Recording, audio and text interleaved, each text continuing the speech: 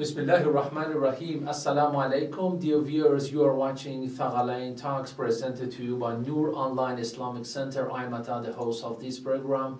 Throughout the holy month of Ramadan, we will present insightful discussions related to the holy month of Ramadan, the Ahlul Bayt, the Quran, Salat, and the Quran. I am Ata, the host of this program. As I said, for tonight's discussion, we have invited Sheikh Latifi. Assalamu alaikum, Sheikh. Welcome to the show. Wa alaikum assalam wa rahmatullah, and assalamu alaikum to your viewers. Thanks for having me. You're welcome, brother. Thank you very much again for accepting our invitation to the program Thaqalayn Talks. For tonight's discussion, we want to talk about the concept of Salat, how to deepen our Salat as a connection with Allah subhanahu wa ta'ala, how to give it a better quality during the holy month of Ramadan. Before getting to more details of the concept of Salat, I'll be happy with you give us a general picture of the essence of Salat. What is Salat used for? Thanks. Yes, it's a good and essential question. Actually, it's a good departure point that you have picked. For everything that we do, we have to first know what that is. In every religion, almost in all religions, we have acts of worship, and arguably the most noticeable part of any religion is are those acts of worship. And in Islam, it's not an exception. We have different acts of worship. And again, arguably, Salat and Islamic prayer is the most noticeable act of worship in Islam. And this has been also emphasized in prophetic narration as Salat wajhu dinakum. This is the face of your religion. So this is from an external point of view. From an internal point of view, Salat is that critical and crucial part of religion in different senses, in the sense that like the religion of Islam has one function, and that function is to create a lasting connection between us and Allah subhanahu wa ta'ala, the creator. And Salat plays an important role there. We see that on the night of Mi'raj, when the Prophet went to heaven, ascension, we see that Salat was given to the Prophet on that night, and it was perfected through different stages. So according to some of the ahadith that we have, if you remember the other night we had a talk about Quran being a living being, we also have that about Salat, that Salat is a living being, it talks. Every Salat that you perform, you're actually creating a being. And Imam Khomeini in his book says, one of the steps for us to be able to carry out this Salat in a perfect sense is to have this ma'rifah, this knowledge, that every prayer that I'm performing is a being that I'm creating, and if I fall short in different matters, that being that is being created will have several deficiencies, whether in the form of it, the form of it is the body, and the content of it is the soul. So soul and body, like a human being, soul and body are important together. Like if a person is not healthy, bodily wise, then doesn't help that much if he has like a great soul, because he cannot carry out the dreams that he has. So some of the salats that we see, they have problems in the body, some of them they have problem in the soul. And I have one unpopular opinion, is that some of our brothers and sisters, they care about the soul of the salat, but they don't care about the body of the salat. And it's vice versa about some of the brothers and sisters. They care about the body of the salat in terms of, even they go to the extent of being waswas, if you know, they just repeat. Obsessed with obsessed with different parts of the body, but they forget altogether the soul. So if I want to go back to your question, what Salat is that being that we create every day, and it functions as a kind of bridge, or no, bridge is not a living being. Let's say an apostle, a person we send to Allah. And we have in a hadith that if a mu'min, a believer, performs Salat in a perfect way, then that Salat will tell when he goes to Allah subhanahu wa ta'ala, and he is accepted by Allah subhanahu wa ta'ala, qabul, the level of qabul, acceptance, he goes back, turns back towards the believer and says, Hafidtani hafidakallah, you preserved me, you respected me, may Allah preserve and save you. And this is the best criterion, I think, and the most significant criterion on which people will be asked in the hereafter, isn't it, on the Day of Judgment? I mean, the Muslims are asked first about their salat, whether they performed it or not in a good way, isn't it? Yes, yes. The one good example for that salat cannot be replaced by anything else, That's right. is like the passport, that you need to have it on the airport. So the first thing that you need to provide to that officer there is the passport. Yes. If you have all the identification, I don't know, forms and everything, but you don't have the passport, it doesn't work. Yes. First the passport, and then whatever, I don't know, invitation or whatever thing that you That's have. right. So salat has a function like that on the Day of Judgment. The first thing that is checked is that thing. And we must know that as Muslims, and because, for example, nowadays you hear some atheists that, okay, let's, or agnostics, for example, say that you can worship whatever you want, or worshiping God without even doing these formulas is possible. We must say that salat is not something new.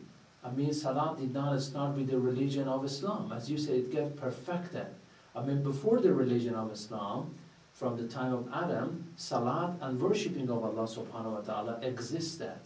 The formulas, the names, the titles, maybe the movements might be different, but the very essence of salat existed in the history of humanity. Sure, because we also have hints to this in the Holy Quran, like addressing Maryam, alayha salam, warka'i ma'al raki'in. So it shows that different acts of salat existed, and also even the totality of salat, not in the form that we have it in Islam, but in previous religions, because as you know, Islam is a religion that was started from Adam alayhi salam, and it was perfected. Yes. Different parts of this religion, from aqaid, belief system, and also acts of worship were perfected. So the most important thing is for us to know that what we do will remain for us. Like there is one experience of a person, something like near-death experience. I remember one of my teachers would tell it, that this person had a barzakhi experience, an experience of seeing things. He said, I had this experience in which I was on the Day of Judgment, or let's say in barzakh, and they were checking my a'mal, and I was under so much pressure, so I said, well, I prayed so much, so many times I prayed. They told me, do you really want to see your prayers? I said, yes, I want to see them. He said, they opened a gate and I saw a very large desert, and in this desert there were people who they had different problems, disabilities, physically challenged, and like crippled, and they said, these are all the salats you carried out, but because you did not care about the form of it, they're having these deficiencies. Okay. So this, if we know it, then it helps us concentrate more and pay attention more to the salat that we That's right. As we have in the famous hadith by Imam Sadiq alayhi salam, that our shafa will not reach a person who does not take his salat serious. I mean, and this seriousness is both in terms of the form and the content, as you said, the soul of namaz. But in the Holy Quran, Shaykh, in different places, we have established prayer. What is the difference between establishing prayer and reciting our prayer on salat? Yes, that's a very good question. Actually, this is connected again to the nature of salat, which I forgot to mention. And that is, in a hadith we have, as-salat amudu dinakum, pillar of your religion. That's right. The column of your religion. When you want to put up a tent, and if this tent doesn't have a pillar, something that this tent goes over it, the frame of it, it doesn't stand still. So you do not recite a pillar. The pillar, you have to establish it. It shows that this act itself needs a little bit of a struggle if you want to carry it completely. It's not like something you just recite. It's something that you have to establish in your lifestyle. That brings in another function of salat in life, that is a stabilizing function of salat, I want to call it. We have in the verses of the Holy Quran, إِنَّ الْإِنسَانَ خُلِقَ هَلُوعًا إِذَا مَسَّهُ الشَّرُّ جَزُوعًا. Basically, Quran says human beings, by nature, they have instability in their feelings. Mhm. Like something easy happens and this person goes completely out of control. Yes. And إلا المصلين الذين هم على صلاتهم يحافظون. Those who were capable of establishing and maintaining something, some unifying factor in their life. So they have reached a stable personality. If you do something throughout your life, every day, in a certain manner, automatically it creates some source of stability. Yes. It's like a thread that holds different beads together. Very good. Like throughout my lifetime, I have different stages. When I was like teenager, I have a certain personality. When I got older, through different experiences and things that I went through, and each of them left something in my soul. So it is very possible that I go from this direction of life to that direction, but this is salat that holds this totality of life together and gives a person that waqar that we Yes. have, that stability. Stability, that's right. In That's the bigger, we could say that's right. That's right. In great scholars Mhm. and also in the prophets, in great divine personalities that we see, they have this.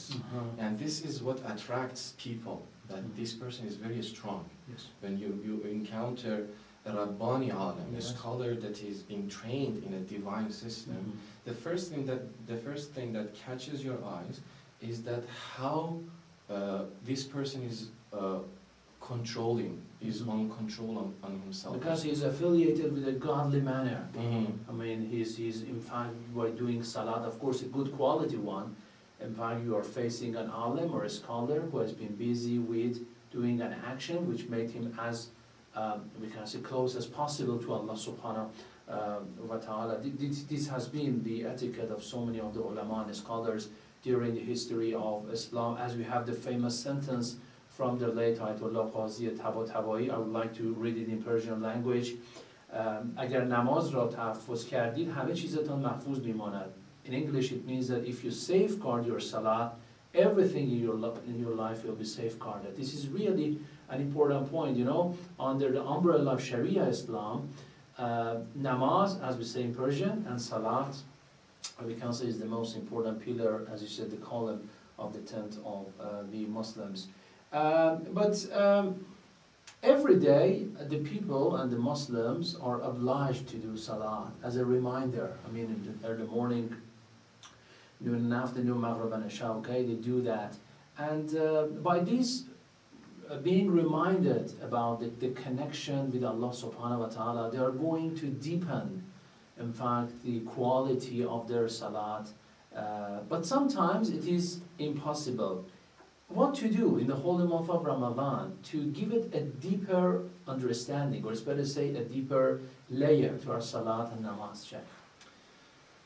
Again, good question. Now, we have one thing that is salat, very important, we know, and we want to perfect it, we want to improve in it, and we have this opportunity, the holy month of Ramadan, how we can make a connection here. One connection that I think we can focus on is through one thing that happens in the month of Ramadan, and that is, in Arabic we call it Rabbatul Qalb, or softness of the heart.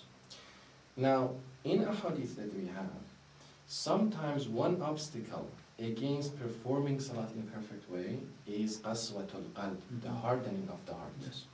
That because of different reasons, Yes. because of sinning, may Allah forbid, because of attention to dunya, because of different things, we develop a kind of hardness in our hearts. And this hard heart does not allow us to connect to salat. And we have it in a hadith, فَقَرَعُوا بِهَا قُلُوبَكُمُ الْقَاسِيَةِ. When you want to recite different lines in salat, recite it as if you want to break this hardness of the heart. You want to say Allahu Akbar, say it in a way that your heart knows that Allah is the greatest. Or if you want to recite Alhamdulillah, say it in a way that your heart gets lenient. So sometimes it doesn't work because throughout our lives we go through different experiences and we only dedicate like 10 minutes to salah. The rest of the day we are And that is just to pass the obligatory ones. Yes, yes. But in the month of Ramadan, there is this there's this chance for That's us right. to gain a little bit of raqatul qalb, softness of the heart. How? One of them is by fighting with our hawa, base desires. Base desires, when I feel hungry and I stop myself, it's a way of humiliating my soul, my carnal soul, and nafsul ammar. When a person humiliates his carnal soul, the qalb, the heart, gets stronger, gets softer, more gentle. And in this occasion, it is more probable that he will be capable of performing better salah. Now that I have been able to say no to other desires, then it is more probable that I can have more attention and concentration and focus during the salah. So this can open the gate for us for the rest of the Ramadan, for the rest of the year after Ramadan. Because we have two steps. One tip from Ayatollah Bahjat I want to tell you, and one tip from Imam Khomeini. How to maintain presence of the heart. Ayatollah Bahjat, may Allah be pleased with his soul, he says that one first step is for you not to intentionally divert your attention during Salah. Because unfortunately this happens to some people. I say Allahu Akbar, and I feel it's a good occasion, especially sometimes in Salat al-Jama'ah, congregational prayer. So okay, it's a good occasion for me to think about that matter that I want to do. So, unfortunately, may Allah forbid, I intentionally divert my attention to that. Ayatollah Bahjat says, do not do this in Salah, as a first step. Very good. And Imam Khomeini, may Allah be pleased with his soul, he also goes another one step further. He says, if you apply this tip, you do not, or the first step, you cannot get the whole of your salat under complete focus, but after a while you'll be able to develop it. What is the tip? Is that you do the contrary. What does it mean? Do the contrary. He says, amal bi khilaf. Yes. Do the contrary. He says that whenever during the salat, you realize that your attention, because sometimes the attention is diverted or you're distracted unintentionally. Almost always it happens for us unintentionally. Different ways our imagination goes like, we hear something going on and we find ourselves after 10 seconds, we are thinking about the fourth idea that has come to our mind. So Imam says, whenever you catch yourself thinking about a different thing, do the contrary. Bring it back. And maybe in one salat you can do it once or twice or 5 times. It's okay. Just be consistent and committed to this. That whenever you realize that now I'm not thinking about salat and this is the salat. And he says after a while, and don't think that you can fix it overnight. Nothing happens overnight. There's a principle of gradual development in everything, in the creation of Allah subhanahu wa ta'ala. In this material world, everything happens through a gradual process.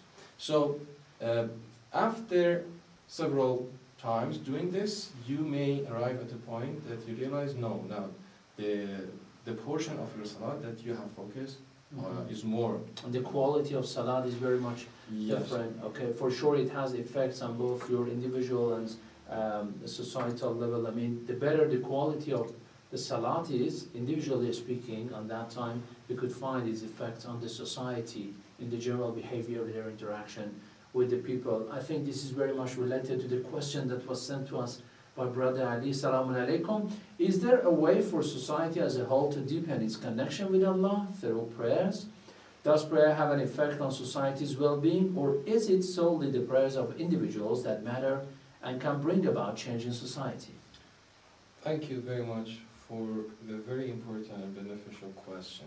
Because again, this salat topic has different branches that we miss part, and this part that the brother has brought up about salat of jama'ah, salat congregational prayer. It's very important in Islam. Again, we see that in ahadith that we have, so many little details about when you want to stand in jama'ah, how to stand, when you want to say things, when you want to attend the jama'ah. For sure, this discipline, social discipline, people getting together at a certain time, and even when they stand in line, to first fill the first lines of masjid and then go to the back lines. and many other things, that to be silent and to do this. All of these are creating that body. Remember we said every salat has a body. As a body and soul. And then there's this body as a society. This salat that they have created now together will have a body and will have a soul. And pretty much the soul of the salat depends on what people are doing the salat. The imam, the leader of the prayer, and the people who are following. And this is again one very attractive side of Islam. The jama'ah and the vibe and the spirit that it creates in the societies. You know, we as human beings, we need socialization. We need to have that connection. And Islam has thought about this. It has placed some chances, some opportunities for us to create that socialization daily, weekly, annually. Yes. So what's the daily prayer? We have Salatul Jum'ah, and then we have Salatul Eid. These are different chances for us to, and then, as I said, we should not kill the form because of the content. The form is very important. The form, you never say, for example, tonight we have a discussion. We never say it's important what we say. It doesn't matter what I wear. No, it's important. The way I behave, all the external and things related to the form are very important about the content that I want to say. If I say what I want to say in a bad form, if I come here with an improper, like for example, outfit, Yes. then the word, the content will not have. Some of the brothers and sisters, when the form gets difficult, they, in a way, they create an excuse, like for example, now this is enough attention to the form, let's go to the content. No, we have to maintain the form and enrich it with the content, not kill the form and claim that now we are taking care of the content.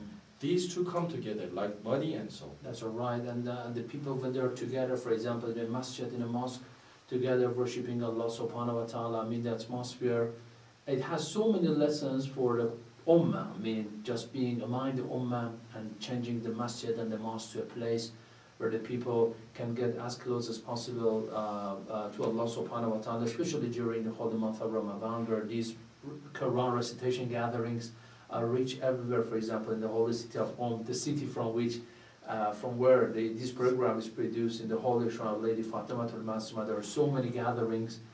You know, Salat al-Jama'ah is over there. People find a chance to meet each other, you know, talk about different topics related to Islam, their religion, fasting, and all know a good chance in order.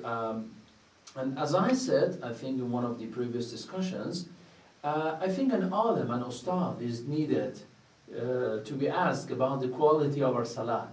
As a Muslim, okay, we do salat every day. As an obligation, we do that. But sometimes I think we act as a parrot. I mean, the parrot-like obligation. How to deepen our understanding about our salat, I think, needs an ustad, a trainer, a teacher, to teach us what to do and what not to do. Isn't it, Sheikh? Now, my second unpopular opinion. Okay. Now, there's this dichotomy, duality between ibadah and ada, habit and worship. So they say, do not have habits. Do not do ibadah like it is your ada, it's a habit. Do it every time like it's it's a fresh thing you're doing. It's your first salat and your last salat. Don't do it like it's something you have done thousands of times before, because this is a living being that is new, and this is very legitimate and very correct. But I want to say that doing parrot ibadah has its own benefit. It's better than not doing it. Okay. What is my evidence for that? There's a hadith. There's a hadith about just one line. Bismillah ar-Rahman ar-Rahim. It says a person in dunya says so many times Bismillah and develops a habit of saying Bismillah in every action that he does. Not necessarily like knowing what he does every time, but he knows generally the philosophy of this is that I want to start things with the name of Allah subhanahu wa ta'ala. And then he reaches a point that he does it like autopilot. He says Bismillah, Bismillah. On the day of judgment, when he's been given his file of deeds, You know, we have the title of Kutub. Yeah, the record of thesis. So when he receives his file of deeds, now this doubt is by me. I don't know whether when he receives or when he opens it. Okay.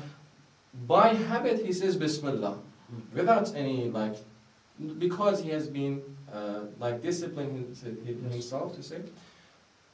By this Bismillah, Allah subhanahu wa ta'ala's mercy will be showering him, and he will be removed from all the sins and the problems.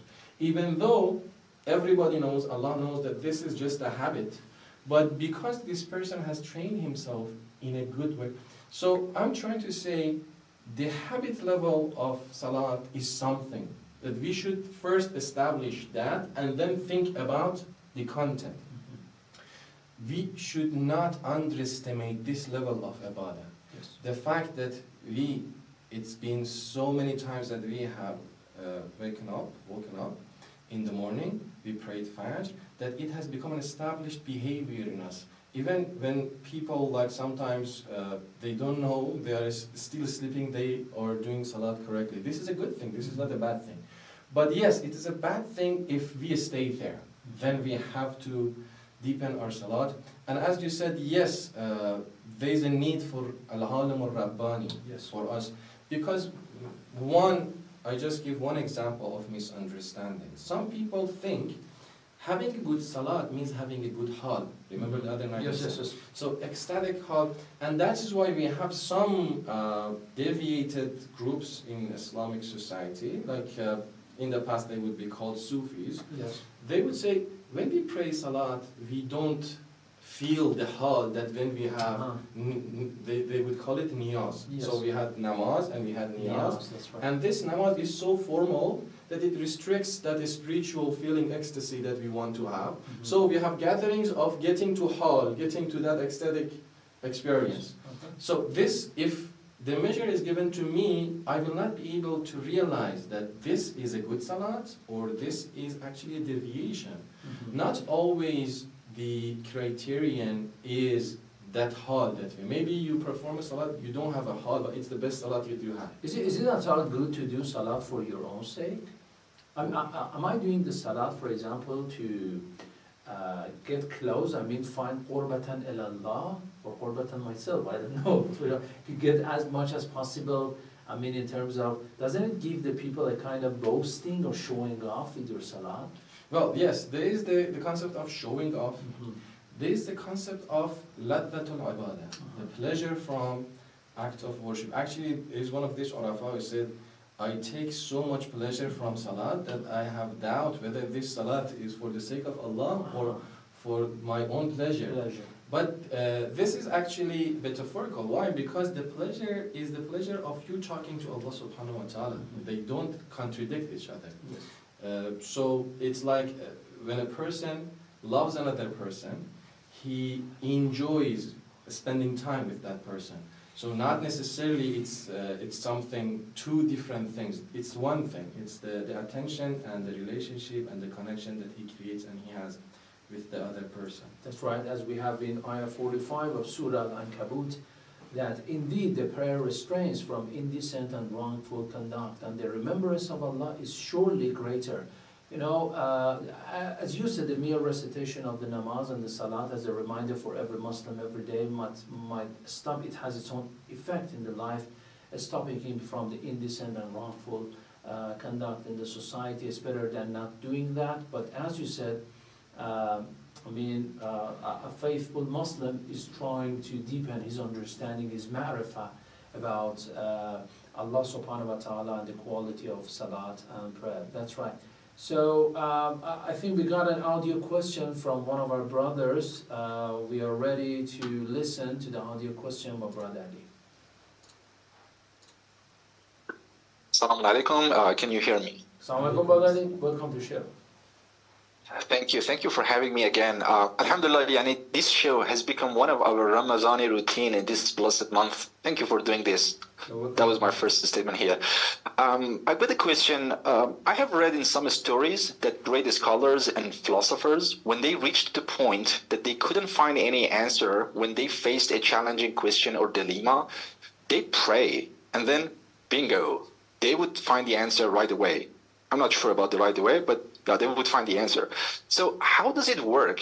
Is it because the intrinsic essence of prayer itself, or just the focus and tranquility, the peaceful moment those people find in their prayer, which help them to find the answer? Thank you for having me. Thank you, Badai, for the question. Thanks. Yes, that's a good point the brother brought up. There are different ways to understand that. This is my personal. This is because Salat has become so much involved in the life of this person that in every situation of life, happy, sad, puzzled, dilemma, predicament, he finds a kind of refuge in Salat. And surely he will take a proper response from that refuge. Yes. Now, if you have a happy situation, what's the best thing to do? You perform 2 rakahs of shukr, gratitude to Allah subhanahu wa ta'ala. Oh Allah, if you feel lonely, as a matter of fact, some weeks ago, one of the teachers of Akhlaq in Rome, he was talking, he said that, Ayatollah Misbah, may Allah be pleased with his soul, he said sometimes, and he said this is one miraculous act. Sometimes go and perform salat without any reason. And tell God that I want to perform this salat not because I have a request on haja, not because, no, I just want to show that. And we have also a hadith like this, that rak'atan fi jawfil layl, that if a person performs 2 rak'ahs of salat just out of the love and connection with Allah subhanahu, that creates a lot of change in his life. And then yes, and in the occasions of dilemma, like for example, I have a question. This opens, why? Because these people, the philosopher that the brother was referring to, they know that the knowledge that we gain is not some material thing that takes place. There is a material and supernatural side of this story. There are different obstacles in the way that the knowledge is going to reach us, and we have to open those gates.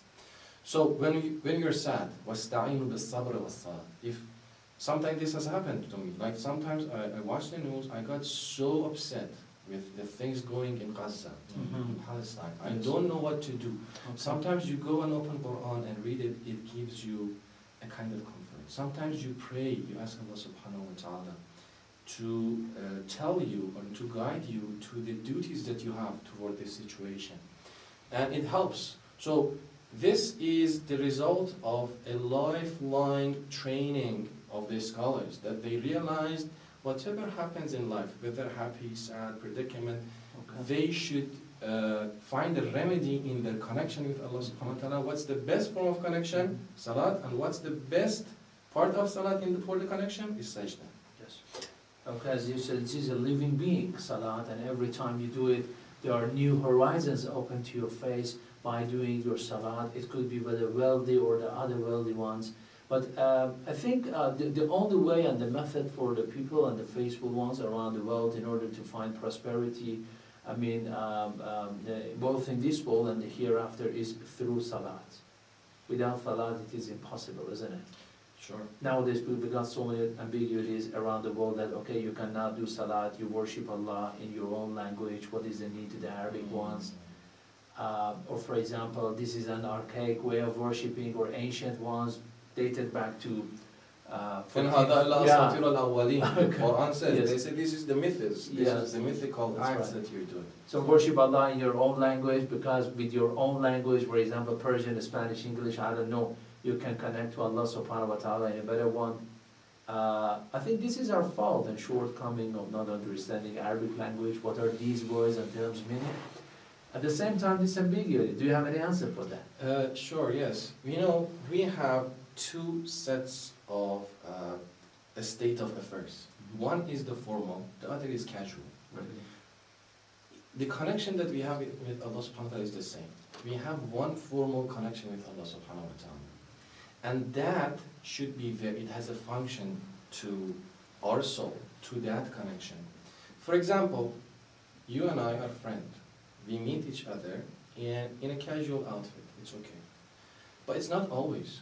Sometimes we have a formal session. If I come to that formal party of yours, to that formal session meeting with casual outfit, you get angry with me. Say, why you disrespect my presence with that? I say, we are friends. Yes, we are friends, but this is a different setting. So we have to maintain that. Everything else in our life, we maintain that discipline, that etiquette. But when it comes to Allah subhanahu wa ta'ala, it's open, always? No. So sometimes, yes, you can talk to your God, to Allah subhanahu wa ta'ala with any language, as we have it in the Arafah. Yes. All the prayers, they go and reach Allah subhanahu wa ta'ala. Doesn't make a difference what language. But when it comes to the act that Allah subhanahu wa ta'ala has meant it to be one unifying factor for the community of believers. The beauty of it comes from this: they all together say Allahu Akbar. They all together go into prostration. They all together.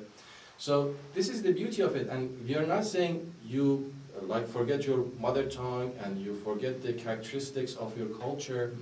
We have to, if there is a session for itself to talk about the global and local aspects of Islam. So there was a reason that Islam was meant to be the final religion for the globe. And one thing for that, one necessity for that objective is for these unifying factors to play their roles in the surface level. And also at the layers deeper, we know that, for example, translation, I have this sometimes, I tell my students, the translation is a form of distortion. You cannot translate things. The beauty of Alhamdulillah Rabbil Alameen, you cannot show it in other languages.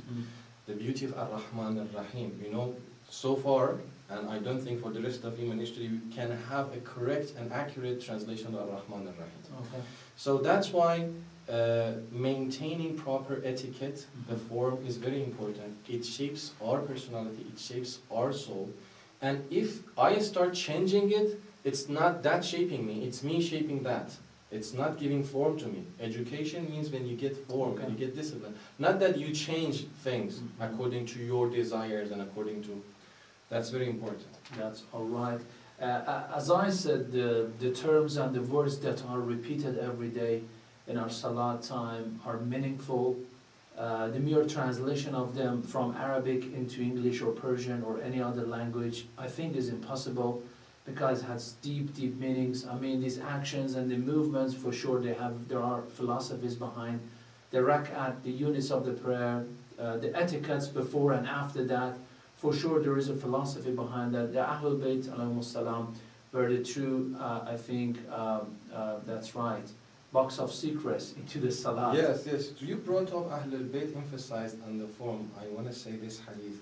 Very important hadith that we have in the literature from the school of Ahlul Bayt, alayhimus salam. Hamad bin Isa, a great companion of 4 Imams.